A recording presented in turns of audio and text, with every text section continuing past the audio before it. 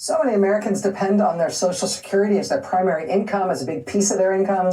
That monthly check and the expectation that it'll be there when you retire, it's a foundational thing for literally tens of millions of Americans. Joining us now is Martin O'Malley. He was Social Security Commissioner during the Biden administration. We called him today about these concerns that we learned about this weekend with the acting head of Social Security Administration resigning, apparently in some sort of clash over access to data and systems at the Social Security Administration, access that the people who were demanding it apparently weren't supposed to have.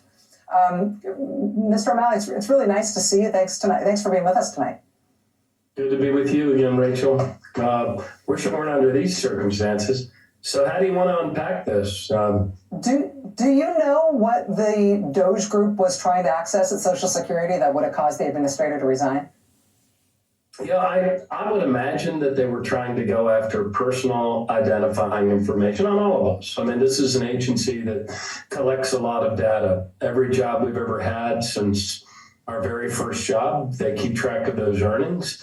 And there are a lot of laws in place that protect the privacy of that information. In fact, the very first regulation Social Security ever issued back in 1934, when FDR signed it into being, was to promise the American people we would protect their personal identifying information. So one of the things I learned in leading the great men and women at Social Security, who, by the way, are serving more and more customers every day with staffing that House Republicans have reduced to a 50-year low.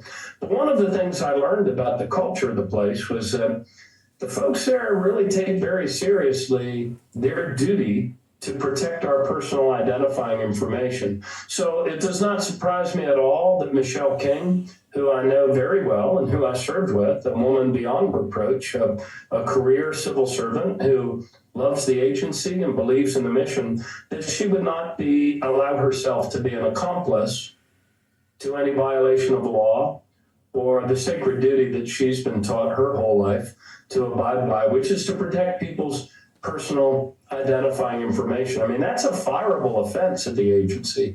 No doubt Michelle, in her role as being the person that oversaw operations when I was Commissioner of Social Security for President Biden, she probably had to dismiss employees for browsing, looking at the personal data of other people. And that was also something that we would, not infrequently refer to the Inspector General for possible criminal prosecution. But now we can't do that because the co-presidents whacked all of them in the first week. Given the regulatory structure, then the statutory structure that you just described, is this actionable if they've improperly accessed this information? Is that the basis for legal action against anybody who's done it? Well, I think so. I mean, these laws came into place, let's keep in mind, after 1974 and the abuse of power in Watergate, which in hindsight looks almost kind of quaint compared to the shredding of the Constitution that we see every day happening by the co-presidents, Musk and Trump. And their utter disregard for laws and norms. So I would think it would be actionable, except for the fact that he controls the FBI and the prosecutorial powers that should bring it to action. But perhaps creative lawyers will find a way to call the question in front of a court. The real threat to this agency and what's going to crater it, though, Rachel, is actually reducing its staff to even lower than the 50-year low that it finds itself in right now. And I don't know if it's their plan to crater it or if they're just so ignorant of how stressed it is that they don't realize they could interrupt benefits. And let's keep in mind, these are lifelines for 72.5 million Americans, and half of all seniors living alone depend entirely on Social Security. So I do believe this will probably be the first beloved program by Americans that these Doge boys break. And they're on their way to doing it by driving people out of the agency. Only got about a minute left here, Mr. O'Malley, so I'm sorry for that, but I just wanted to get your reaction to the claims by the president's top campaign donor and now today by the president himself that Social Security has millions of fraudulent recipients, millions and millions and millions of fraudulent dollars going out the door every day. What's your reaction to that? Total horse hockey. There are not like cadavers wandering all around the continental United States with Social Security benefit checks flowing out of their pockets. This is totally untrue.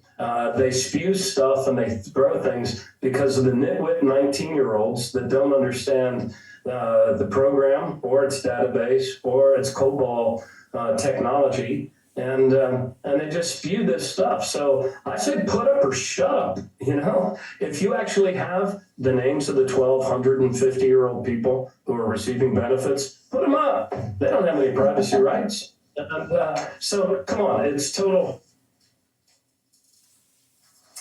Martin O'Malley, who was Social Security Administrator under the Biden administration. So thank you very, very much. That's going to do it for me tonight. I will see you all again tomorrow night and every night this week at 9 p.m. Eastern. In the meantime, you can find me at Blue Sky at maddow.msnbc.com. But now it's time for the last word with Lawrence O'Donnell. Good evening, Lawrence. Good evening, Rachel. And I can tell you and Martin O'Malley that Elon Musk just did an hour on Fox with Donald Trump, the two of them sitting in the Roosevelt room. And they did not put up or shut up on the actual details of what they claim Elon Musk has found.